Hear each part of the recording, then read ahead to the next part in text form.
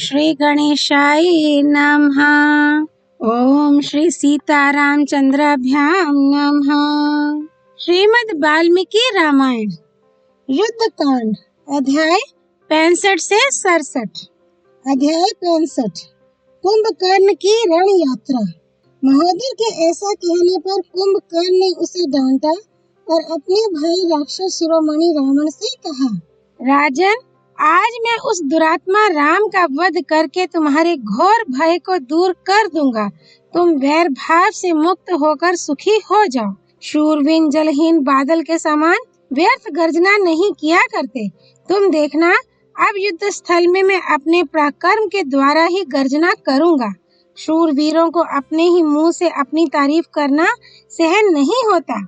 वे वाणी के द्वारा प्रदर्शन न करके चुपचाप दुष्कर पराक्रम प्रकट करते हैं। महोदर, जो भीरू, मूर्ख और झूठे ही अपने को पंडित मानने वाले होंगे, उन्हीं राजाओं को तुम्हारे द्वारा कही जाने वाली ये चिकनी चुपड़ी बातें सदा अच्छी लगेंगी। युद्ध में कायरता दिखाने वाले तुम जैसे चापलूसों ने ही सदा राजा की हाँ में हाँ मिलाकर सारा काम चौपट किया है। अब तो लंका में केवल राजा शेष रह गए हैं। खजाना खाली हो गया और सेना मार डाली गई। इस राजा को पाकर तुम लोगों ने मित्र के रूप में शत्रु का काम किया है। यह देखो, अब मैं शत्रु को जीतने के लिए उद्यत होकर समर भूमि में जा रहा हूँ। तुम लोगों ने अपनी खोटी नीति के कारण जो विषम परिस्थिति उत्पन्न कर दी है, उसका आज महासमर में समीकरण करना है। इस विषम संकट को सर्वदा के लिए टाल देना है। बुद्धिमान कुंभकर्ण ने जब ऐसी वीरोचित बात कही, तब राक्षस राज रावण ने हंसते हुए उत्तर दिया, युद्ध विशारद तात, ये महोदर श्री राम से बहुत डर गया है, इसमें संशय नहीं है। इसीलिए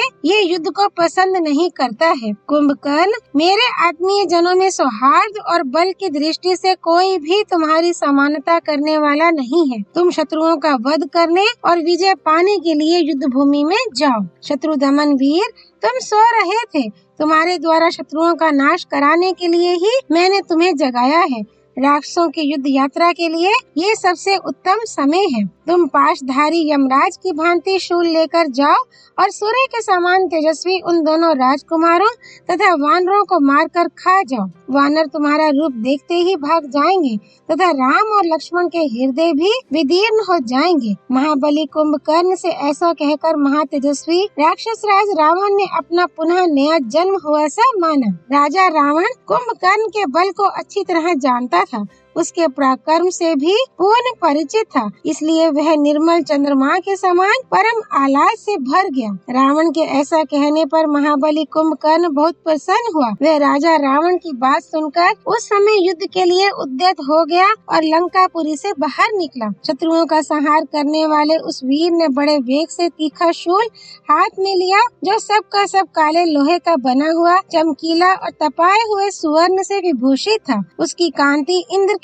अश्नि के समान थी। वह वज्र के समान भारी था तथा देवताओं, दानवों, गंधर्वों, यक्षों और नागों का संहार करने वाला था। उसमें लाल फूलों की बहुत बड़ी माला लटक रही थी और उससे आग की चिंगारियां झड़ रही थी। शत्रुओं के रक्त से रंगे हुए उस विशाल शूल को हाथ में लेकर महातेजस्वी कुंभकर्ण रावण से बोला, मैं अकेला ही युद्ध के लिए जाऊंगा, अपनी ये सारी सेना यहीं रहे। आज मैं भूखा हूँ और मेरा क्रोध भी बढ़ा हुआ है, इसलिए समस्त वानरों को भक्षण कर जाऊंगा। कुंभकर्ण की यह बात सुनकर रावण बोला, कुंभकर्ण, तुम हाथों में शूल और मुद्गर धारण करने वाले सैनिकों से घिरे रहकर युद्ध के लिए यात्रा करो, क्योंकि महामनस्वी वानर बड़े वीर और अत्यंत उद्योगी हैं।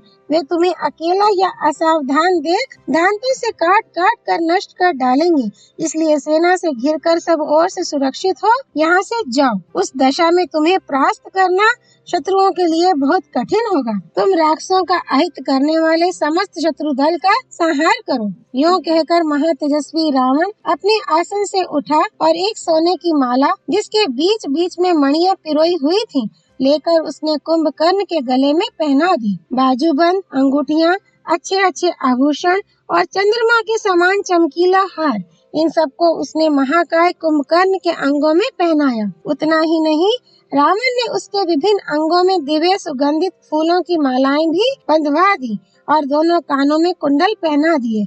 सोने के अंगद, केयूर और पदक आदि आभूषणों से भूषित तथा घड़े के समान विशाल कानों वाला कुंभकर्ण घी की उत्तम आहुति पाकर प्रज्वलित हुई अग्नि के समान प्रकाशित हो उठा। उसके कटी प्रदेश में काले रंग की एक विशाल करधनी थी, जिससे वह अमृत की उत्पत्ति के लिए किए गए समुद्र मंथन के समय नागराज वासुकी से लिपटे हुए मंदराचल के समान शोभा पाता था। तदनंतर कुंभकर्ण की छाती में एक सोने का कवच बांधा गया, जो भारी से भारी आघात सहन करने में समर्थ, अस्त्र शस्त्रों से अभेद्य तथा अपनी प्रभा से विद्युत के समान दिव्यमान था। उसे धारण करके कुंभकर्ण संध्या काल के लाल बादलों से संयुक्त गिरिराज अस्ताचल के समान सुशोभित हो रहा था। सारे अंगों में सभी आवश्यक आभूषण धारण करके हाथों में शूल लिए वह राक्षस कुंभकर्ण जब आगे बढ़ा, उस समय त्रिलोकी को नापने के लिए 3 डग बढ़ाने को उत्साहित हुए भगवान नारायण वामन के समान जान पड़ा। भाई को हृदय से लगाकर उसकी परिक्रमा करके उस महाबली वीर ने उसे मस्तक झुकाकर प्रणाम किया। तत्पश्चात वह युद्ध के लिए चला। उस समय रावण ने उत्तम आशीर्वाद देकर श्रेष्ठ आयुधों से सुसज्जित सेनाओं के साथ उसे युद्ध के लिए विदा किया। यात्रा के समय उसने शंख और दुंदुभी आदि बाजे भी बजवाए। हाथी, घोड़े और मेघों की गर्जना के समान घरघराहट पैदा करने वाले रथों पर सवार हो अनेकानेक महामनस्वी रथी वीर रथियों में श्रेष्ठ कुंभकर्ण के पास गए। कितने ही राक्षस सांप, ऊंट, गधे, सिंह, हाथी, मृग और पक्षियों पर सवार होकर उस भयंकर महाबली कुंभकर्ण के पीछे पीछे गए। उस समय उसके ऊपर फूलों की वर्षा हो रही थी। सिर पर श्वेत छत्र पहना हुआ था और उसने हाथ में तीखा त्रिशूल ले रखा था। इस प्रकार देवताओं और दानवों का शत्रु तथा रक्त की गंध से मतवाला कुंभकर्ण, जो स्वाभाविक मद से भी उन्मत्त हो रहा था, युद्ध के लिए निकला। उसके साथ बहुत से पैदल राक्षस भी गए, जो बड़े बलवान, जोर जोर से गर्जना करने वाले, भीषण, नेत्रधारी और भयानक रूप वाले थे। उन सबके हाथों में नाना प्रकार के अस्त्र शस्त्र थे। उनके नेत्र रोष से लाल हो रहे थे। वे सभी कई व्याम, ऊंचे और काले कोयल के ढेर की भांति काले थे। उन्होंने अपने हाथों में शूल, तलवार, तीखी धार वाले फरसे, भिंडीपाल, परिक, गदा, मुसल, बड़े बड़े ताड़ के वृक्षों के तने और जिन्हें कोई काट ना सके ऐसी गुलेलें ले रखी थी। तदनंतर महातेजस्वी महाबली कुंभकर्ण ने बड़ा उग्र रूप धारण किया, जिसे देखने पर भय मालूम होता था। ऐसा रूप धारण करके वह युद्ध के लिए चल पड़ा। उस समय वह 600 धनुष के बराबर विस्तृत और 100 धनुष के बराबर ऊंचा हो गया। उसकी आंखें 2 गाड़ी के पहियों के समान जान पड़ती थीं। वह विशाल पर्वत के समान भयंकर दिखाई देता था। पहले तो उसने राक्षस सेना की व्यूह रचना की, फिर दावानल से दग्ध हुए पर्वत के समान महाकाय कुंभकर्ण अपना विशाल मुख फैलाकर अट्टहास करता हुआ इस प्रकार बोला, राक्षसों, जैसे आग पतंगों को जलाती है, उसी प्रकार मैं भी कुपित होकर आज प्रधान वानरों के एक एक झुंड को भस्म कर डालूंगा। यूँ तो वन में विचरने वाले बेचारे वानर स्वेच्छा से मेरा कोई अपराध नहीं कर रहे हैं, अतः वे वध के योग्य नहीं हैं। वानरों की जाति तो हम जैसे लोगों के नगरोद्यान का आभूषण है। वास्तव में लंकापुरी पर घेरा डालने के प्रधान कारण है लक्ष्मण सहित राम। अतः सबसे पहले मैं उन्हीं को युद्ध में मारूंगा। उनके मारे जाने पर सारी वानर सेना स्वतः मरी हुई सी हो जाएगी। कुंभकर्ण के ऐसा कहने पर राक्षसों ने समुद्र को कंपित सा करते हुए बड़ी भयानक गर्जना की। बुद्धिमान राक्षस कुंभकर्ण के रणभूमि की ओर पैर बढ़ाते ही चारों ओर घोर अपशगुन होने लगे। गधाओं के समान भूरे रंग वाले बादल घिर आए, साथ ही उल्कापात हुआ और बिजलियां गिरी। समुद्र और वनों सहित सारी पृथ्वी कांपने लगी। भयानक गिदड़ियां मुंह से आग उगलती हुई अमंगल सूचक बोली बोलने लगी। पक्षी मंडल बांधकर उसकी दक्षिणावर्त परिक्रमा करने लगे। रास्ते में चलते समय कुंभकर्ण के शूल पर गीध आ बैठा। उसकी बाईं आंख फड़कने लगी और बाईं भुजा कंपित होने लगी। फिर उसी समय जलती हुई उल्का भयंकर आवाज के साथ गिरी। सूर्य की प्रभा क्षीण हो गई और हवा इतने वेग से चल रही थी कि सुखद नहीं जान पड़ती थी। इस प्रकार रोंगटे खड़े कर देने वाले बहुत से बड़े बड़े उत्पात प्रकट हुए, किंतु उनकी कुछ भी परवाह न करके काल की शक्ति से प्रेरित हुआ कुंभकर्ण युद्ध के लिए निकल पड़ा। वह पर्वत के समान ऊंचा था। उसने लंका की 4 दीवारी को दोनों पैरों से लांघ कर देखा कि वानरों की अद्भुत सेना मेघों की घनीभूत घटा के समान छा रही है। उस पर्वताकार श्रेष्ठ राक्षस को देखते ही समस्त वानर हवा से उड़ाए गए बादलों के समान तत्काल संपूर्ण दिशाओं में भाग चले। छिन्न भिन्न हुए बादलों के समूह की भांति उस अतिशय प्रचंड वानर वाहिनी को संपूर्ण दिशाओं में भागती देख मेघों के समान काला कुंभकर्ण बड़े हर्ष के साथ सज्जल जलधर के सदृश गंभीर स्वर में बारंबार गर्जना करने लगा। आकाश में जैसी मेघों की गर्जना होती है, उसी के समान उस राक्षस का घोर सिंहनाद सुनकर बहुत से वानर जड़ से कटे हुए साल वृक्षों के समान पृथ्वी पर गिर पड़े। महाकाय कुंभकर्ण ने शूल की ही भांति अपने एक हाथ में विशाल परिघ भी ले रखा था। वह वानर समूहों को अत्यंत घोर भय प्रदान करता हुआ परले काल में संहार के साधन भूत काल दंडों से युक्त भगवान काल रुद्र के समान शत्रुओं का विनाश करने के लिए पुरी से बाहर निकला। श्री वाल्मीकि निर्मित आर्ष रामायण आदि काव्य के युद्ध कांड में 65वां सर्ग पूरा हुआ। सर्ग 66। कुंभकर्ण के भय से भागे हुए वानरों का अंगद द्वारा प्रोत्साहन और आह्वान, कुंभकर्ण द्वारा वानरों का संहार, पुनः वानर सेना का पलायन और अंगद का उसे समझा बुझाकर लौटाना। महाबली कुंभकर्ण पर्वत शिखर के समान ऊंचा और विशालकाय था। वह परकोटा लांघकर बड़ी तेजी के साथ नगर से बाहर निकला। बाहर आकर पर्वतों को कंपाता और समुद्र को गुंजाता हुआ सा वह उस स्वर से गंभीर नाद करने लगा। उसकी वह गर्जना बिजली की कड़क को भी मात कर रही थी। इंद्र, यम अथवा वरुण के द्वारा भी उसका वध होना असंभव था। उस भयानक नेत्र वाले निशाचर को आते देख सभी वानर भाग खड़े हुए। उन सबको भागते देख राजकुमार अंगद ने नल, नील, गवाक्ष और महाबली कुमुद को संबोधित करके कहा, वानर वीरों, अपने उत्तम कुलों और उन अलौकिक पराक्रमों को भुलाकर साधारण बंदरों की भांति भयभीत हो तुम कहाँ भागे जा रहे हो? सौम्य स्वभाव वाले बहादुरों, अच्छा होगा कि तुम लौट आओ। क्यों जान बचाने के फेर में पड़े हो?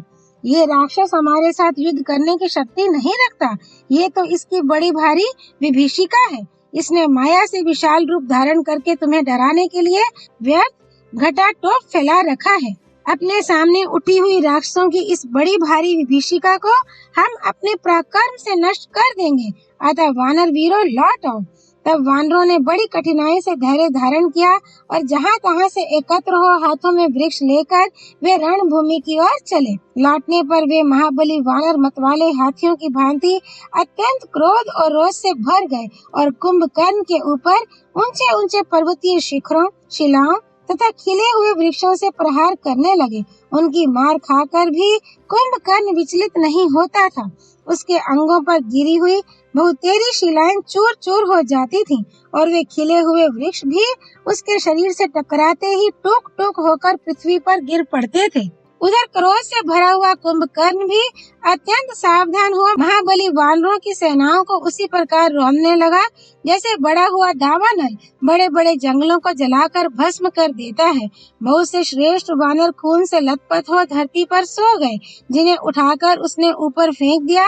वे लाल फूलों से लगे हुए वृक्षों की भांति पृथ्वी पर गिर पड़े। वानर ऊंची नीची भूमि को लांघते हुए जोर जोर से भागने लगे। वे आगे पीछे और अगल बगल में कहीं भी दृष्टि नहीं डालते थे। कोई समुद्र में गिर पड़े और कोई आकाश में ही उड़ते रह गए। उस राक्षस ने खेल खेल में ही जिन्हें मारा।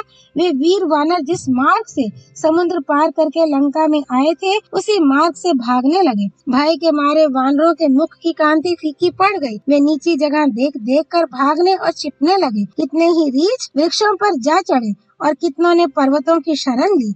कितने ही वानर और भालू समुद्र में डूब गए। कितनों ने पर्वतों की गुफाओं का आश्रय लिया। कोई गिरे, कोई एक स्थान पर खड़े ना रह सके इसलिए भागे। कुछ धराशायी हो गए और कोई कोई मुर्दों के समान सांस रोककर पड़ गए। उन वानरों को भागते देख अंगद ने इस प्रकार कहा, वानर वीरों, ठहरो, लौट आओ।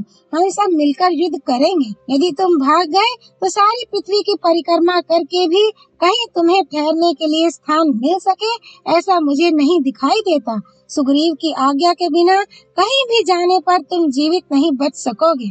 इसलिए सब लोग लौट आओ। क्यों अपने ही प्राण बचाने की फिक्र में पड़े हो? तुम्हारे वेग और पराक्रम को कोई रोकने वाला नहीं है। यदि तुम हथियार डालकर भाग जाओगे तो तुम्हारी स्त्रियां ही तुम लोगों का उपहास करेंगी और वह उपहास जीवित रहने पर भी तुम्हारे लिए मृत्यु के समान दुखदायी होगा। तुम सब लोग महान और बहुत दूर तक फैले हुए श्रेष्ठ कुल में उत्पन्न हुए हो, फिर साधारण वानरों की भांति भयभीत होकर कहाँ भागे जा रहे हो? यदि तुम पराक्रम छोड़कर भय के कारण भागते हो तो निश्चय ही अनारे समझे जाओगे। तुम जन समुदाय में बैठकर जो डींग हांका करते थे कि हम बड़े प्रचंड वीर हैं और स्वामी के हितैषी हैं, तुम्हारी वे सब बातें आज कहाँ चली गयी? जो सत्पुरुषों द्वारा धिक्कृत होकर भी जीवन धारण करता है, उसके उस जीवन को धिक्कार है। इस तरह के निंदात्मक वचन कायरों को सदा सुनने पड़ते हैं। इसलिए तुम लोग भय छोड़ो और सत्पुरुषों द्वारा सेवित मार्ग का आश्रय लो। यदि हम लोग अल्पजीवी हों और शत्रु के द्वारा मारे जाकर रणभूमि में सो जाएं, तो हमें उस ब्रह्मलोक की प्राप्ति होगी जो कुयोगियों के लिए परम दुर्लभ है। वानरों, यदि युद्ध में हमने शत्रु को मार गिराया तो हमें उत्तम कीर्ति मिलेगी और यदि स्वयं ही मारे गए तो हम वीर लोक के वैभव का उपभोग करेंगे। श्री रघुनाथ जी के सामने जाने पर कुंभकर्ण जीवित नहीं लौट सकेगा। ठीक उसी तरह जैसे प्रज्वलित अग्नि के पास पहुंचकर पतंग भस्म हुए बिना नहीं रह सकता। यदि हम लोग प्रख्यात वीर होकर भी भागकर अपने प्राण बचाएंगे और अधिक संख्या में होकर भी एक योद्धा का सामना नहीं कर सकेंगे तो हमारा यश मिट्टी में मिल जाएगा। सोने का बाजूबंद धारण करने वाले शूरवीर अंगद जब ऐसा कह रहे थे, उस समय उन भागते हुए वानरों ने उन्हें ऐसा उत्तर दिया जिसकी शौर्य संपन्न योद्धा सदा निंदा करते हैं। वे बोले, राक्षस कुंभकर्ण ने हमारा घोर संहार मचा रखा है, अतः ये ठहरने का समय नहीं है। हम जा रहे हैं क्योंकि हमें अपनी जान प्यारी है। इतनी बात कहकर भयानक नेत्र वाले भीषण कुंभकर्ण को आते देख उन सब वानर युद्धपतियों ने विभिन्न दिशाओं की शरण ली। तब उन भागते हुए सभी वीर वानरों को अंगद ने सांत्वना और आदर सम्मान के द्वारा लौटाया। बुद्धिमान वाली पुत्र ने उन सबको प्रसन्न कर लिया। वे सब वानर युद्धपति सुग्रीव की आज्ञा की प्रतीक्षा करते हुए खड़े हो गए।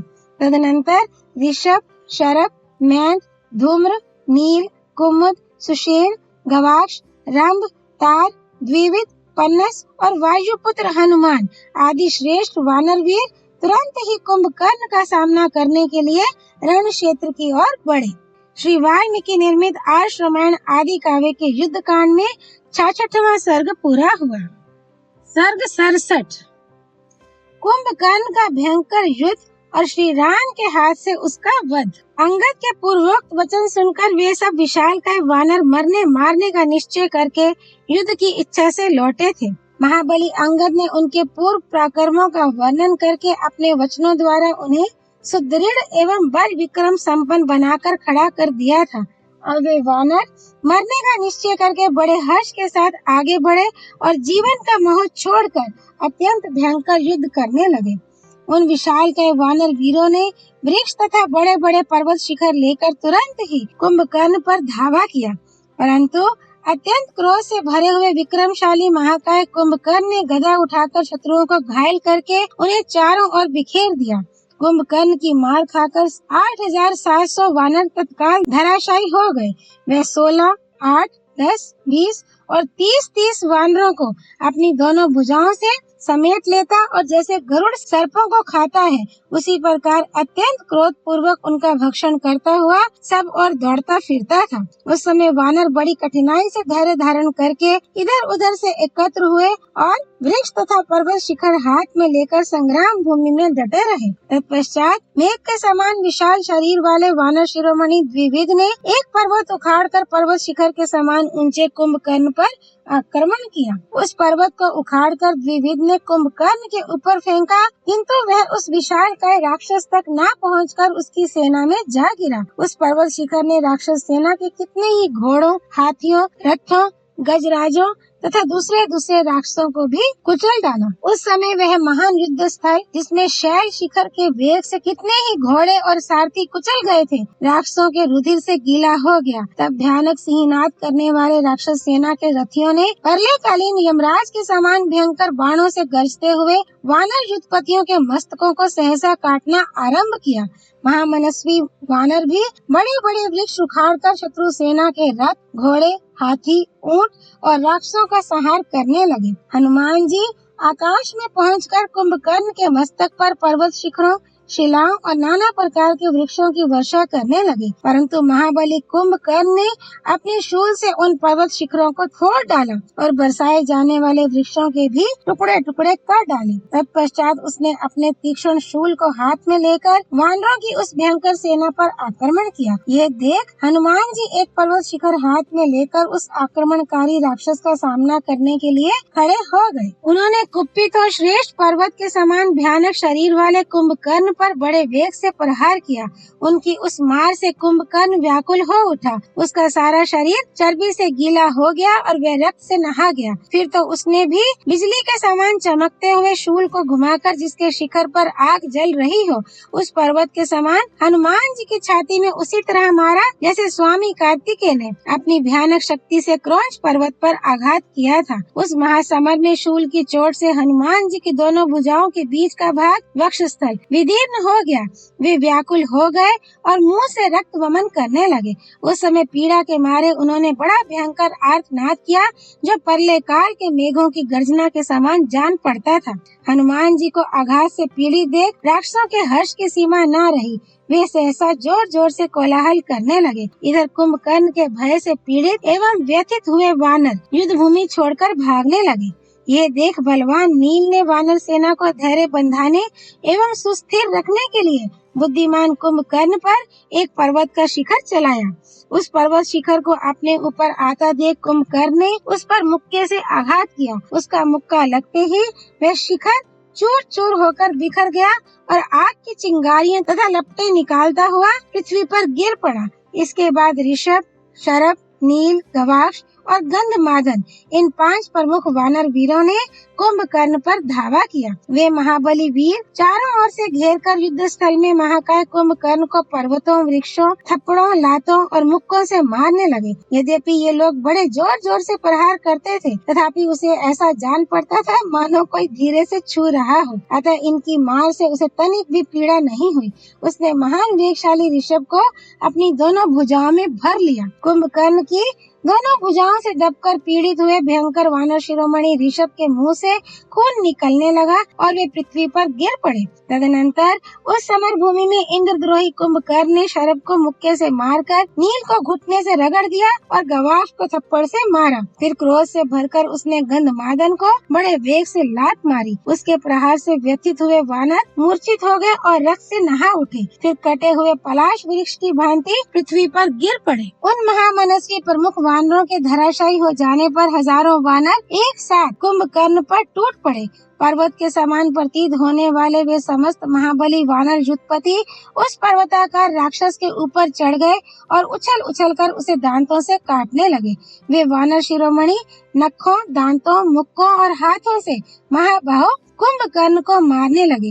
जैसे पर्वत अपने ऊपर उगे हुए वृक्षों से सुशोभित होता है, उसी प्रकार सहस्त्रों वानरों से व्याप्त हुआ वह पर्वताकार राक्षस वीर अद्भुत शोभा पाने लगा।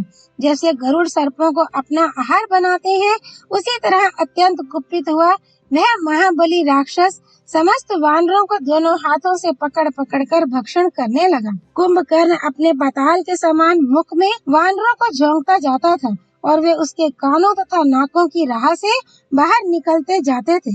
अत्यंत क्रोध से भरकर वानरों का भक्षण करते हुए पर्वत के समान विशालकाय उस राक्षस राज ने समस्त वानरों के अंग भंग कर डाले।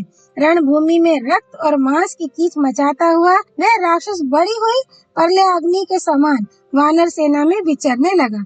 शूल हाथ में लेकर संग्राम भूमि में विचरता हुआ महाबली कुंभकर्ण वज्रधारी इंद्र और पाशधारी यमराज के समान जान पड़ता था। जैसे ग्रीष्म ऋतु में दावानल सूखे जंगलों को जला देता है, उसी प्रकार कुंभकर्ण वानर सेनाओं को दग्ध करने लगा। जिनके यूथ नष्ट हो गए थे, वे वानर कुंभकर्ण की मार खाकर भय से उद्विग्न हो उठे और विकृत स्वर में चीत्कार करने लगे। कुंभकर्ण के हाथ से मारे जाते हुए बहुत से वानर जिनका दिल टूट गया था, व्यथित हो श्री रघुनाथ जी की शरण में गए। वानरों को भागते देख वाली कुमार अंगद उस महासमर में कुंभकर्ण की ओर बड़े वेग से दौड़े। उन्होंने बारंबार गर्जना करके एक विशाल शैल शिखर हाथ में ले लिया और कुंभकर्ण के पीछे चलने वाले समस्त राक्षसों को भयभीत करते हुए उस पर्वत शिखर को उसके मस्तक पर दे मारा। मस्तक पर उस पर्वत शिखर की चोट खाकर इंद्रद्रोही कुंभकर्ण उस समय महान क्रोध से जल उठा और उस प्रहार को सहन न कर सकने के कारण बड़े वेग से वाली पुत्र की ओर दौड़ा। बड़े जोर से गर्जना करने वाले महाबली कुंभकर्ण ने समस्त वानरों को संत्रस्त करते हुए अंगद पर बड़े रोष से शूल का प्रहार किया, किंतु युद्ध मार्ग के ज्ञाता बलवान वानर शिरोमणि अंगद ने फुर्ती से हटकर अपनी ओर आते हुए उस शूल से अपने आप को बचा लिया। साथ ही बड़े वेग से उछलकर उन्होंने उसकी छाती में एक थप्पड़ मारा। क्रोध पूर्वक चलाए हुए उस थप्पड़ की मार खाकर वह पर्वताकार राक्षस मूर्छित हो गया। थोड़ी देर में जब उसे होश हुआ तब उस अत्यंत बलशाली राक्षस ने भी बाएं हाथ से मुक्का बांधकर अंगद पर प्रहार किया, जिससे वे अचेत होकर पृथ्वी पर गिर पड़े। वानर परवर अंगद के अचेत एवं धराशायी हो जाने पर कुंभकर्ण वही शूल लेकर सुग्रीव की ओर दौड़ा। महाबली कुंभकर्ण को अपनी ओर आते देख वीर वानरराज सुग्रीव तत्काल ऊपर की ओर उछले। महाकपि सुग्रीव ने एक पर्वत शिखर को उठा लिया और उसे घुमाकर महाबली कुंभकर्ण पर वेग पूर्वक धावा किया। वानर सुग्रीव को आक्रमण करते देख कुंभकर्ण अपने सारे अंगों को फैलाकर उन वानर राज के सामने खड़ा हो गया। कुंभकर्ण का सारा शरीर वानरों के रक्त से नहा उठा था। वह बड़े बड़े वानरों को खाता हुआ उनके सामने खड़ा था। उसे देखकर सुग्रीव ने कहा, राक्षस, तुमने बहुत से वीरों को मार गिराया, अत्यंत दुष्कर कर्म कर दिखाया और कितने ही सैनिकों को अपना आहार बना लिया। इससे तुम्हें शौर्य का महान यश प्राप्त हुआ है। अब इन वानरों की सेना को छोड़ दो। इन साधारण बंदरों से लड़कर क्या करोगे? यदि शक्ति हो तो मेरे चलाए हुए इस पर्वत की एक ही चोट सह लो। वानर राज की यह सत्व और धैर्य से युक्त बात सुनकर राक्षस परवर कुंभकर्ण बोला, वानर, तुम प्रजापति के पौत्र, वृक्ष राजा के पुत्र तथा धैर्य एवं पौरुष से संपन्न हो, इसीलिए इस तरह गरज रहे हो। कुंभकर्ण की यह बात सुनकर सुग्रीव ने उस शैल शिखर को घुमाकर सहसा उसके ऊपर छोड़ दिया। वह वज्र और अश्नि के समान था। उसके द्वारा उन्होंने कुंभकर्ण की छाती में गहरी चोट पहुंचाई, किंतु उसके विशाल वक्षस्थल से टकराकर वह शैल शिखर सहसा चूर चूर हो गया। ये देख वानर तत्काल विषाद में डूब गए और राक्षस बड़े हर्ष के साथ गर्जना करने लगे। उस पर्वत शिखर की चोट खाकर कुंभकर्ण को बड़ा क्रोध हुआ। वह रोष से मुंह फैलाकर जोर जोर से गर्जना करने लगा। फिर उसने बिजली के समान चमकने वाले उस शूल को घुमाकर सुग्रीव के वध के लिए चलाया। कुंभकर्ण के हाथ से छूटे हुए उस तीखे शूल को, जिसके डंडे में सोने की लड़ियां लगी हुई थी, वायुपुत्र हनुमान ने शीघ्र उछलकर दोनों हाथों से पकड़ लिया और उसे वेग पूर्वक तोड़ डाला। वह महान शूल 1000 भार काले लोहे का बना हुआ था, जिसे हनुमान जी ने बड़े हर्ष के साथ अपने घुटनों में लगाकर तत्काल तोड़ दिया। हनुमान जी के द्वारा शूल को तोड़ा गया देख वानर सेना बड़े हर्ष से भरकर बारंबार सिंहनाद करने लगी और चारों ओर दौड़ लगाने लगी, परंतु वह राक्षस भय से थर्रा उठा। उसके मुख पर उदासी छा गई और वनचारी वानर अत्यंत प्रसन्न हो सिंहनाद करने लगे। उन सब ने शूल को खंडित हुआ देख पवन कुमार हनुमान जी की भूरी भूरी प्रशंसा की। इस प्रकार उस शूल को भग्न हुआ देख महाकाय राक्षस राज कुंभकर्ण को बड़ा क्रोध हुआ और उसने लंका के निकटवर्ती मल्ले पर्वत का शिखर उठाकर सुग्रीव के निकट जा उन पर दे मारा। उस शैल शिखर से आहत हो वानरराज सुग्रीव अपनी सुध-बुध खो बैठे और युद्ध भूमि में गिर पड़े। उन्हें अचेत होकर पृथ्वी पर पड़ा देख निशाचरों को बड़ी प्रसन्नता हुई और वे रण क्षेत्र में सिंहनाद करने लगे। तदनंतर कुंभकर्ण ने युद्ध स्थल में अद्भुत एवं भयानक पराक्रम प्रकट करने वाले वानरराज सुग्रीव के पास जाकर उन्हें उठा लिया और जैसे प्रचंड वायु बादलों को उड़ा ले जाती है, उसी तरह वह उन्हें हर ले गया। कुंभकर्ण का स्वरूप मेरु पर्वत के समान जान पड़ता था। वह महान मेघ के समान रूप वाले सुग्रीव को उठाकर जब युद्ध स्थल से चला, उस समय भयानक ऊंचे शिखरों वाले मेरुगिरी के समान ही शोभा पाने लगा। उन्हें लेकर वह वीर राक्षस राज लंका की ओर चल दिया। उस समय युद्ध स्थल में सभी राक्षस उसकी स्तुति कर रहे थे। वानर राज के पकड़े जाने से आश्चर्यचकित हुए देवताओं का दुख जनित शब्द उसे स्पष्ट सुनाई दे रहा था। इंद्र के समान पराक्रमी इंद्रद्रोही कुंभकर्ण ने उस समय देवेंद्र तुल्य तेजस्वी वानरराज सुग्रीव को पकड़कर मन ही मन यह मान लिया कि इनके मारे जाने से श्री राम सहित ये सारी वानर सेना स्वतः नष्ट हो जाएगी। वानरों की सेना इधर उधर भाग रही है और वानरराज सुग्रीव को कुंभकर्ण ने पकड़ लिया है। ये देखकर बुद्धिमान पवन कुमार हनुमान ने सोचा, सुग्रीव के इस प्रकार पकड़ लिए जाने पर मुझे क्या करना चाहिए। मेरे लिए जो भी करना उचित होगा उसे मैं निस्संदेह करूँगा। पर्वताकार रूप धारण करके उस राक्षस का नाश कर डालूंगा।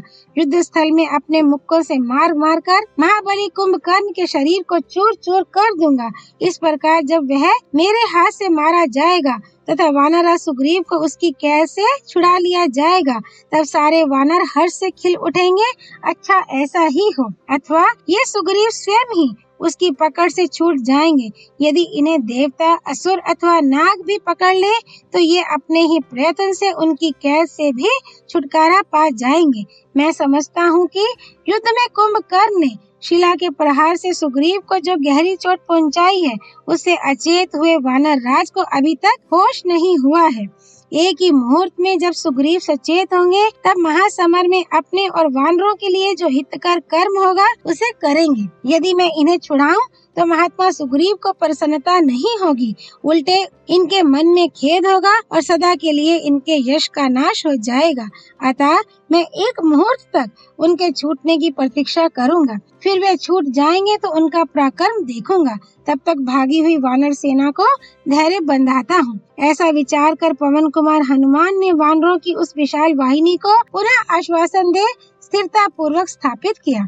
उधर कुंभकर्ण हाथ पैर हिलाते हुए महावानर सुग्रीव को लिए दिए लंका में घुस गया। उस समय विमानों, सतमहले मकानों, सड़क के दोनों ओर बनी हुई गृह पंक्तियों तथा गोपुरों में रहने वाले स्त्री पुरुष उत्तम फूलों की वर्षा करके कुंभकर्ण का स्वागत सत्कार कर रहे थे। लावा और गंध युक्त जल की वर्षा द्वारा अभिषिक्त हो राजमार्ग की शीतलता के कारण महाबली सुग्रीव को धीरे धीरे होश आ गया। तब बड़ी कठिनाई से सचेत हो बलवान कुंभकर्ण की भुजाओं में दबे हुए महात्मा सुग्रीव नगर और राजमार्ग की ओर देखकर बारंबार इस प्रकार विचार करने लगे। इस प्रकार इस राक्षस की पकड़ में आकर अब मैं किस तरह इससे भरपूर बदला ले सकता हूँ। मैं वही करूँगा जिससे वानरों का अभिष्ट और हितकर कार्य हो। ऐसा निश्चय करके वानरों के राजा सुग्रीव ने सहसा हाथों के तीखे नखों द्वारा इंद्र शत्रु कुंभकर्ण के दोनों कान नोच लिए, दांतों से उसकी नाक काट ली और अपने पैरों के नखों से उस राक्षस की दोनों पसलियां फाड़ डाली। सुग्रीव के दांतों और नखों से दोनों कानों का निम्न भाग और नाक कट जाने तथा पार्श्व भाग के विदीर्ण हो जाने से कुंभकर्ण का सारा शरीर लहूलुहान हो गया। तब उसे बड़ा रोष हुआ और उसने सुग्रीव को घुमाकर भूमि पर पटक दिया। पटक कर वह उन्हें भूमि पर रगड़ने लगा। भयानक बलशाली कुंभकर्ण जब उन्हें पृथ्वी पर रगड़ रहा था और वे देवद्रोही राक्षस उन पर सब ओर से चोट कर रहे थे, उसी समय सुग्रीव सहसा गेंद की भांति वेग पूर्वक आकाश में उछले और पुनः श्री रामचंद्र जी से आ मिले। महाबली कुंभकर्ण अपनी नाक और कान खो बैठा। उसके अंगों से इस तरह खून बहने लगा जैसे पर्वत से पानी के झरने गिरते हैं। वह रक्त से नहा उठा और झरनों से युक्त शैल शिखर की भांति शोभा पाने लगा। महाकाय राक्षस रक्त से नहाकर और भी भयानक दिखाई देने लगा। उस निशाचर ने पुनः शत्रु के सामने जाकर युद्ध करने का विचार किया। अमर्ष पूर्वक रक्त वमन करता हुआ रावण का छोटा भाई कुंभकर्ण, जिसके शरीर का रंग काले मेघ के समान था, संध्या काल के बादल की भांति सुशोभित हो रहा था। सुग्रीव के निकल भागने पर वह इंद्रद्रोही राक्षस फिर युद्ध के लिए दौड़ा। उस समय ये सोचकर कि मेरे पास कोई हथियार नहीं है, उसने एक बड़ा भयंकर मुदगर ले लिया। तदनंतर महाबली राक्षस कुंभकर्ण सहसा लंकापुरी से निकलकर प्रजा का भक्षण करने वाली परले काल की प्रज्वलित अग्नि के समान उस भयंकर वानर सेना को युद्ध स्थल में अपना आहार बनाने लगा।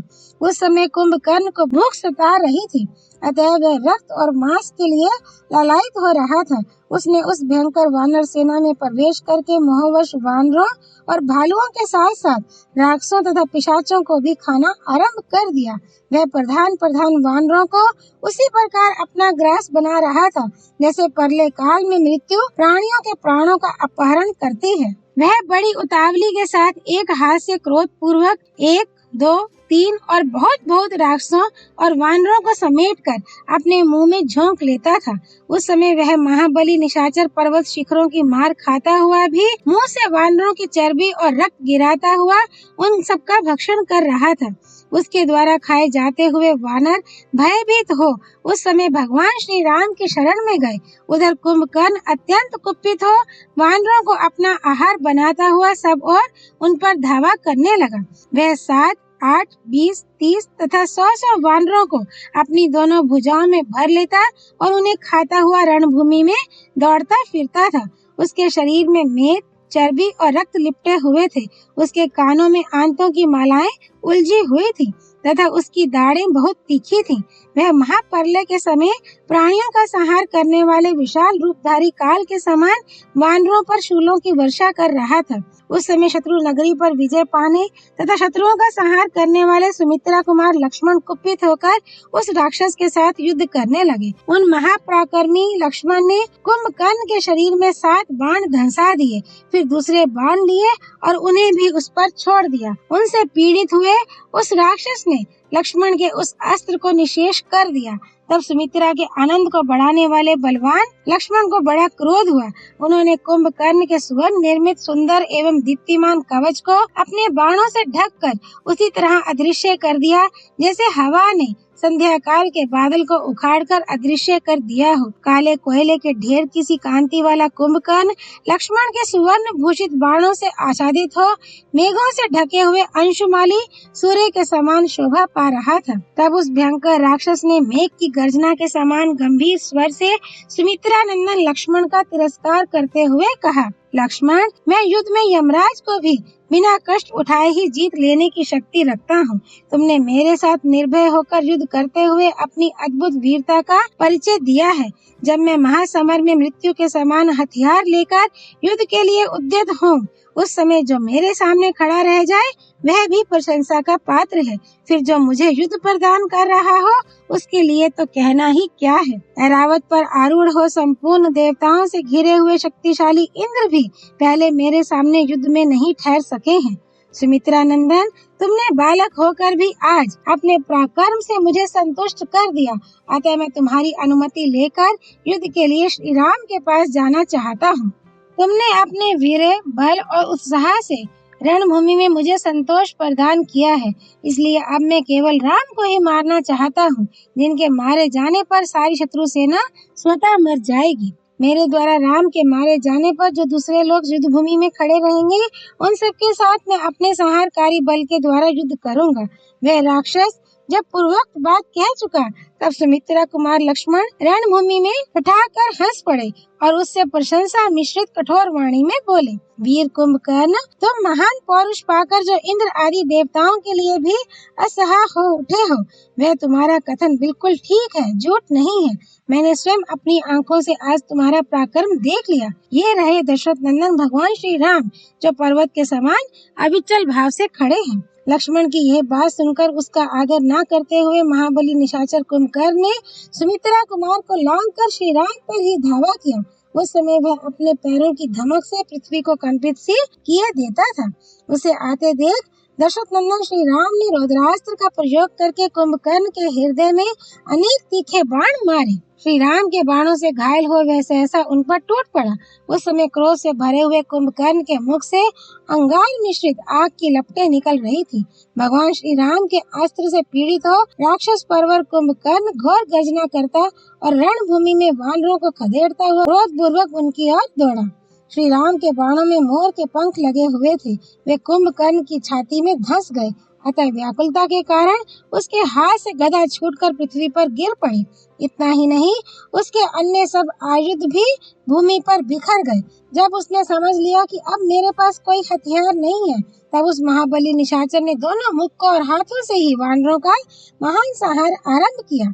बाणों से उसके सारे अंग अत्यंत घायल हो गए थे, इसलिए वह खून से नहा उठा और जैसे पर्वत झरने बहाता है, उसी तरह वह अपनी देह से रक्त की धारा बहाने लगा।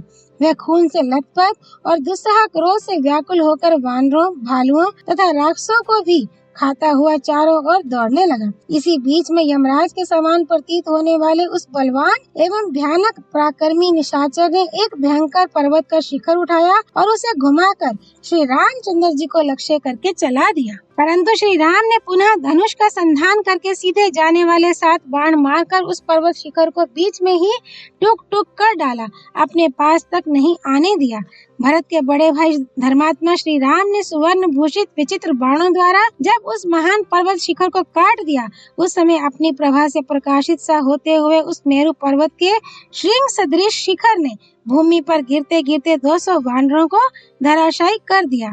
उस समय धर्मात्मा लक्ष्मण ने जो कुंभकर्ण के वध के लिए नियुक्त थे, उसके वध की अनेक युक्तियों का विचार करते हुए श्री राम से कहा, राजन, ये राक्षस शोणित की गंध से मतवाला हो गया है, अतः न वानरों को पहचानता है न राक्षसों को, अपने और पराये दोनों ही पक्षों के योद्धाओं को खा रहा है। अतः श्रेष्ठ वानर युद्धपतियों में जो प्रधान लोग हैं, वे सब ओर से इसके ऊपर चढ़ जाएं और इसके शरीर पर ही बैठे रहें।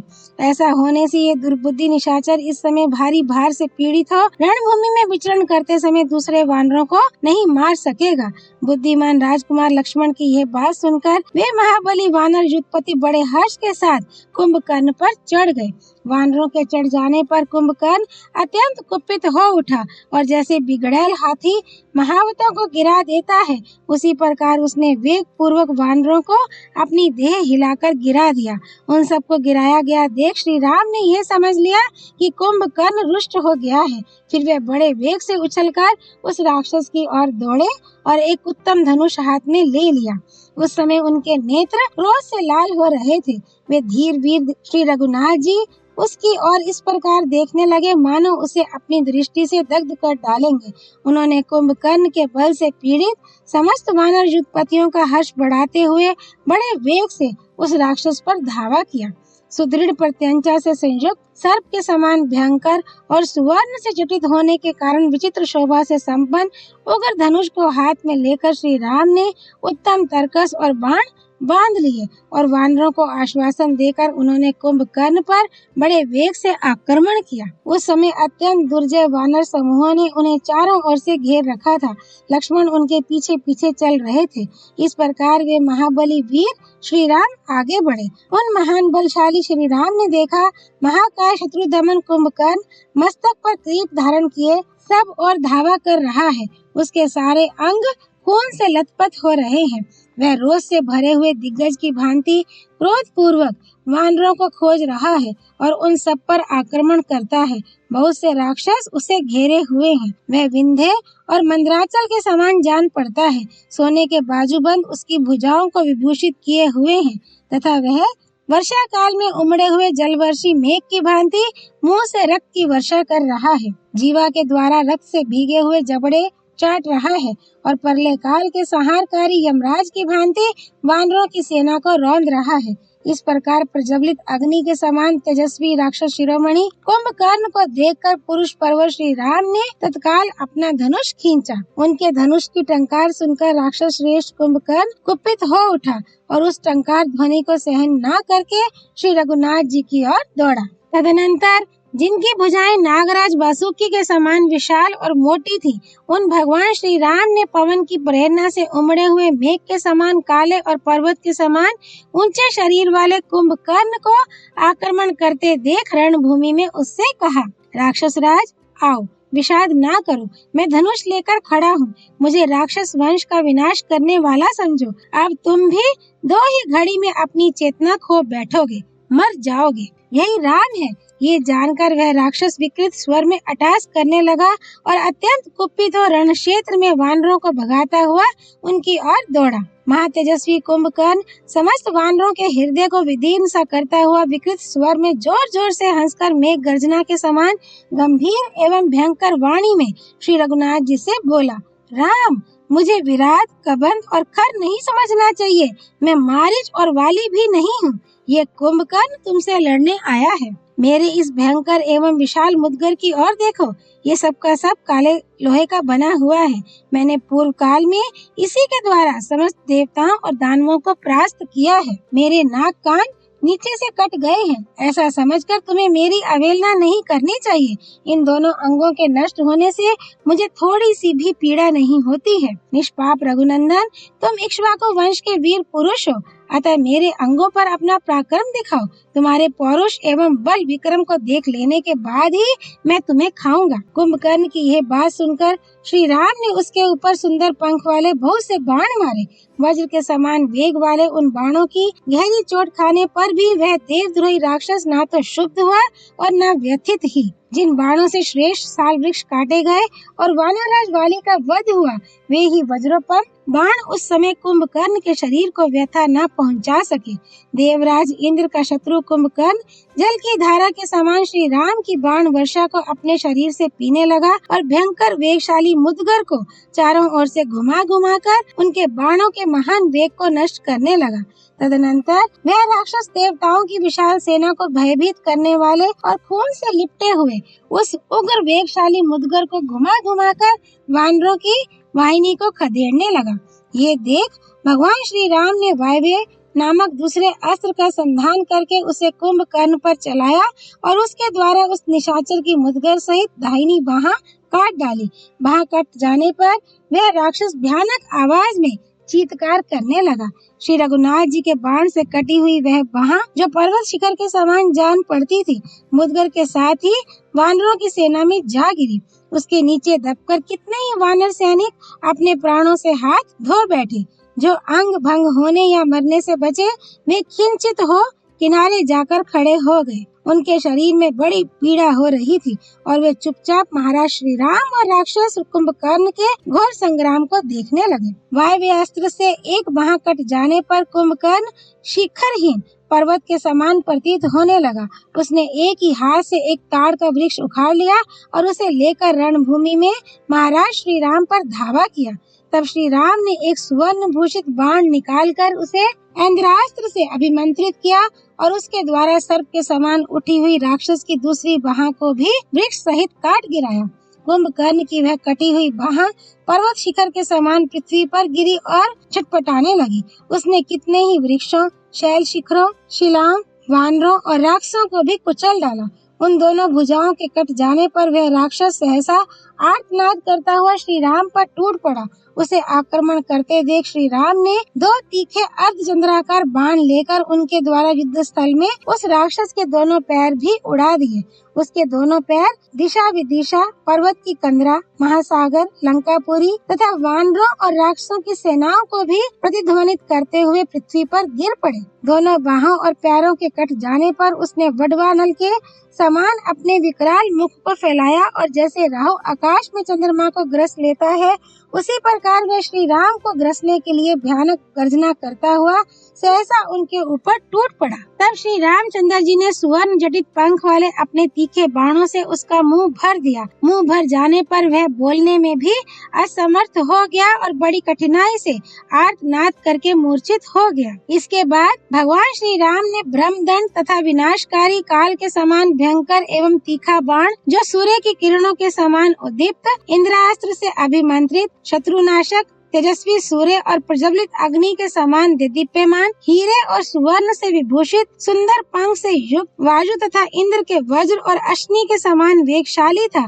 हाथ में लिया और उस निशाचर को लक्ष्य करके छोड़ दिया। श्री रघुनाथ जी की भुजाओं से प्रेरित होकर वह बाण अपनी प्रभा से दसों दिशाओं को प्रकाशित करता हुआ इंद्र के वज्र की भांति भयंकर वेग से चला। वह धूम रहित अग्नि के समान भयानक दिखाई देता था। जैसे पूर्व काल में देवराज इंद्र ने वृत्रासुर का मस्तक काट डाला था, उसी प्रकार उस बाण ने राक्षस राज कुंभकर्ण के महान पर्वत शिखर के समान ऊंचे, सुंदर, गोलाकार, दानों से युक्त तथा हिलते हुए मनोहर कुंडलों से अलंकृत मस्तक को धड़ से अलग कर दिया। कुंभकर्ण का वह कुंडलों से अलंकृत विशाल मस्तक प्रातःकाल सूर्योदय होने पर आकाश के मध्य में विराजमान चंद्रमा की भांति निस्तेज प्रतीत होता था।